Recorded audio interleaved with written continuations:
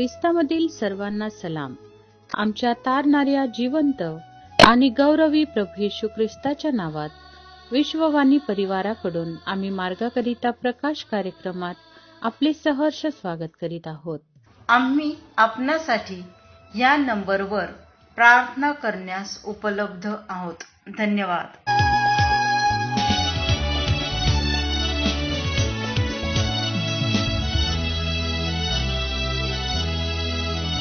हे कोण उभे सुंदर येथे आणि ही गर्दी मोठी येथे कप्तानीशू ख्रिस्तस नाभावती. हे कोण उभे सुंदर येथे, हे कोण उभे सुंदर येथे.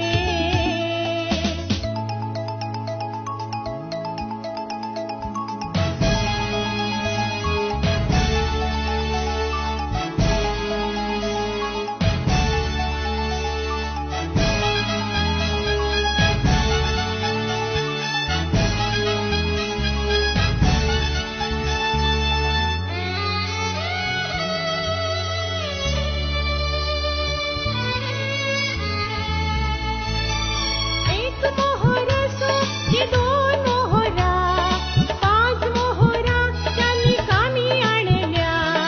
असो लहान किंवा असो मोठे, काम जे दिले ते पूर्ण केले.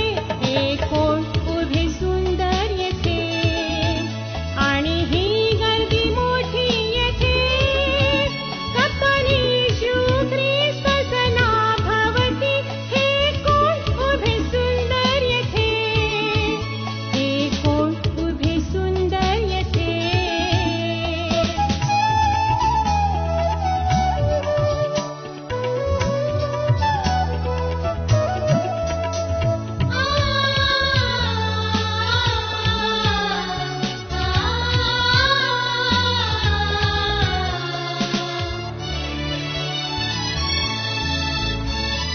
एकाकीपणात आणि त्रासामध्ये लाजरस समान स्थिर होते.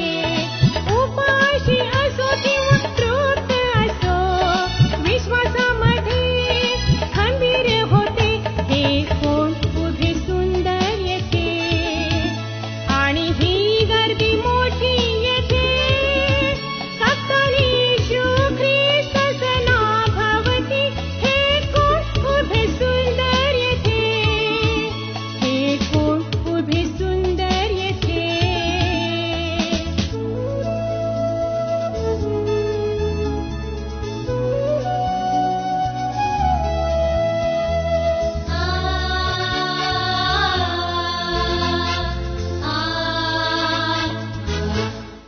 आजच्यासाठी निवडलेला शास्त्रभाग मत्तेकृत वर्तमान अध्याय 17 19 ते 21 ही वचने.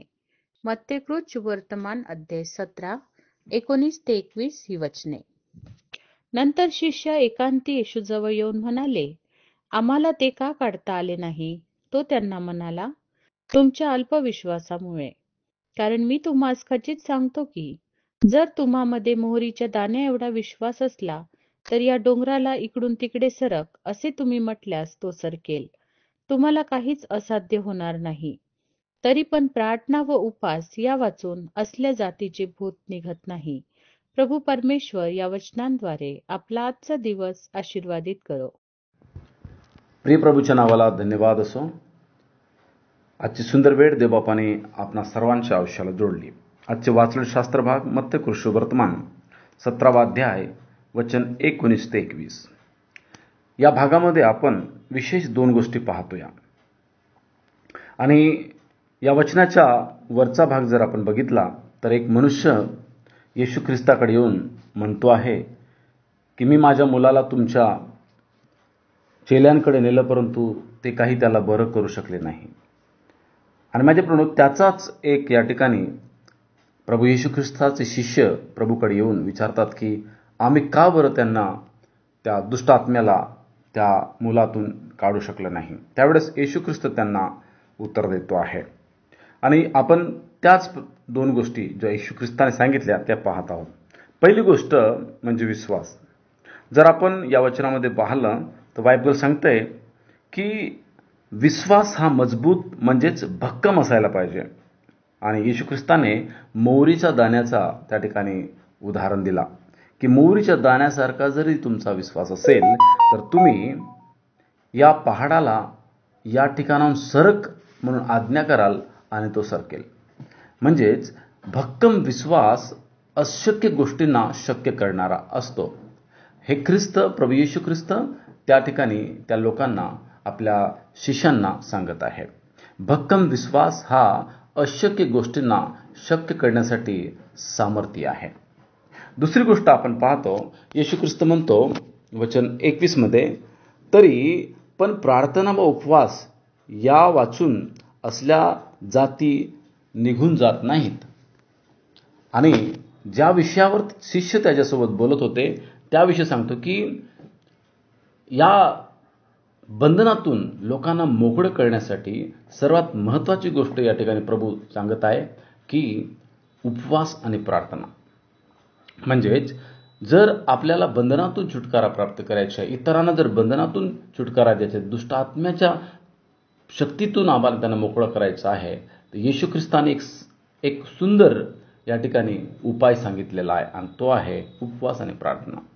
उपवास आणि प्रार्थनेने पवित्र शास्त्र सांगते की सर्व काही सिद्ध आपण करू शकतो. कारण की अनेक आपण दाखले पवित्र शास्त्रामध्ये पाहतो की जेव्हा केव्हा अशा अडचणीत सेवक पडले, देवाचे लोक पडले, त्यावेळेस त्या लोकांनी परमेश्वराच्या उपस्थितीमध्ये जाऊन उपवास आणि प्रार्थना केल्या आणि निश्चितच परमेश्वराने त्यांची ऐकलेलं आहे. माझे प्रणव, जर ख्रिस्त पण तोच उपाय या ठिकाणी आपल्याला सांगतो आहे की असल्या प्रकारच्या बंधनातून जर इतरांना मोकळं करायचं असेल तर माझे प्रणव, उपवास आणि प्रार्थना हा एक चांगला प्रभूने सांगितलेला उपाय आहे. म्हणून होऊ द्या की आम्हाला ठोस विश्वासावर स्थिर असणे गरजेचं आहे. कारण विश्वासाच्या द्वारे सर्व काही अशक्य गोष्टी शक्य होऊ शकतात. त्याचप्रकारे जर आम्हाला बंधनातून सुटकारा प्राप्त करायचा आहे तर उपवास आणि प्रार्थना हा एक सर्वात महत्त्वाचा बाब पवित्र प्रभू येशू ख्रिस्ताने या ठिकाणी सांगितलेला आहे. प्रार्थना करूया. देवा धन्यवाद. सुंदर वचनाकरी प्रभू, तू आमच्याशी बोललंस आणि सांगितलंस की प्रभू गरजेचं आहे प्रभू की आमच्यामध्ये ठोस एक मजबूत विश्वास जो सर्व काही शक्य करू शकतो. त्याचप्रकारे प्रभू सर्व बंधनातून जर मोकळं व्हायचं तर परमेश्वरा तू सांगतोस की उपवास आणि प्रार्थना. तर प्रभू होऊ दे की आमचं जीवन देखील अशा प्रकारचं ज्याद्वारे तुला गौरव मिळेल. धन्यवाद प्रभू. प्रार्थना ऐकलीस येशूच्या नावात. आमेन.